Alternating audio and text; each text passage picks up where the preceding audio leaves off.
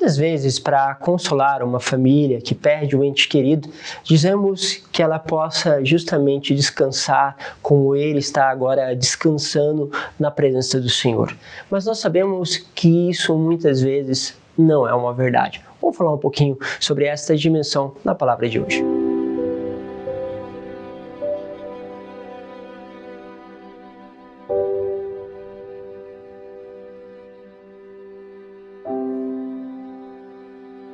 Em nome do Pai, do Filho e do Espírito Santo. Amém. Que bom ter a tua presença mais uma vez conosco. Lembre sempre de compartilhar esse conteúdo.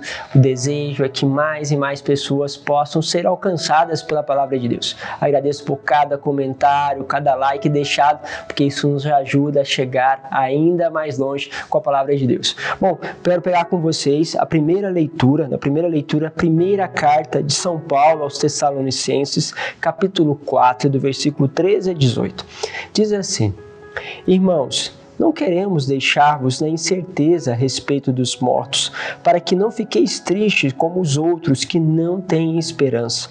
Se Jesus morreu e ressuscitou, esta é a nossa fé. De modo semelhante, Deus trará de volta com Cristo o que através dele entraram no sono da morte. Isto vos declaramos segundo a palavra do Senhor. Nós que fomos deixados com vida para a vinda do Senhor, não levaremos vantagem em relação aos que morreram. Pois o Senhor mesmo, quando for dado a ordem, e a voz do arcanjo, ao som da trombeta, descerá do céu, e os que morreram em Cristo ressuscitarão primeiro. Em seguida, nós que fomos deixados com vida, seremos arrebatados com ele nas nuvens, para o encontro com o Senhor nos ares, e assim estaremos sempre com o Senhor. Exortai-vos, pois, uns aos outros com estas palavras. Palavra do Senhor. Olha só, São Paulo está aqui tentando desfazer um problema que tinha acontecido. A comunidade acreditava que a vinda do Senhor seria eminente, ou seja, ia acontecer já. E aí eles ficavam preocupados, afinal de contas, e aqueles que morreram ontem, que não estarão quando o Senhor aparecer, como ficarão eles? Então São Paulo exorta eles para entenderem que, do mesmo modo, se eles morreram com Cristo, isso é importante, se eles morreram com Cristo ressuscitarão.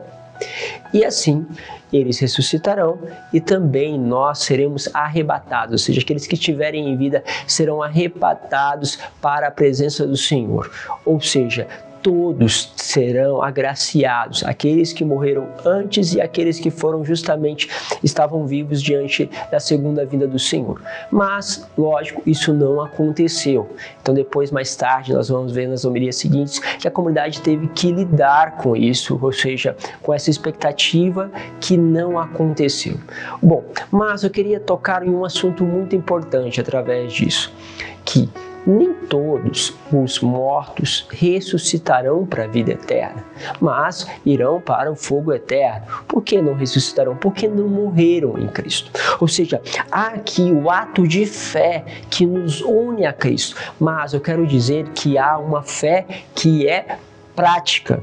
Ou seja, não adianta eu falar que, na verdade, olha, eu confio em você, mas quando você me pede alguma coisa, eu fico meio assim, quando você me pede aquele favor, eu coloco assim, será que eu devo fazer? Afinal de contas, fulano, não sei se ele é uma boa pessoa.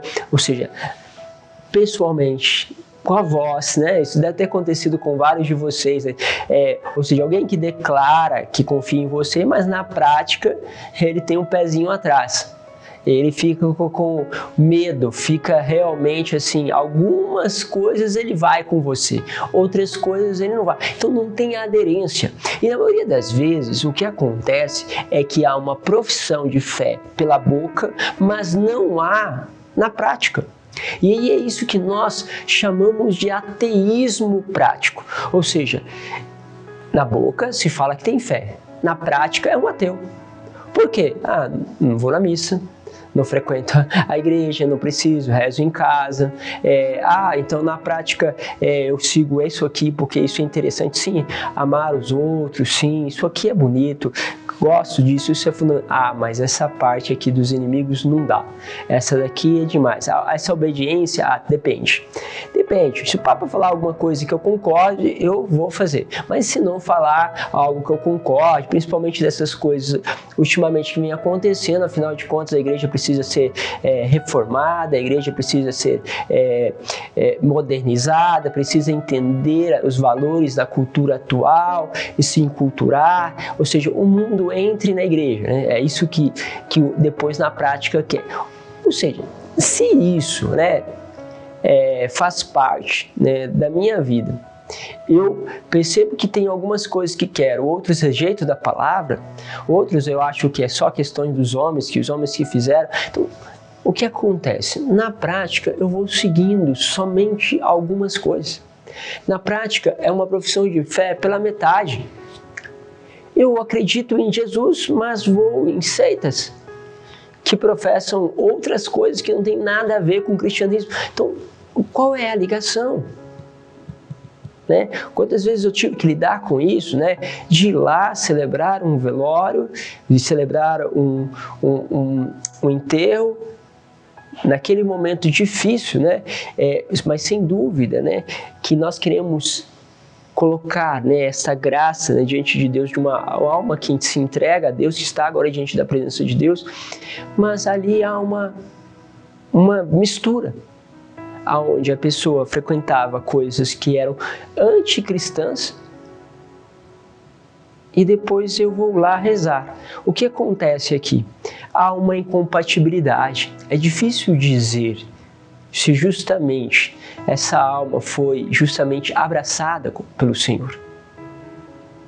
Por quê? Porque há valores que são opostos ao Evangelho.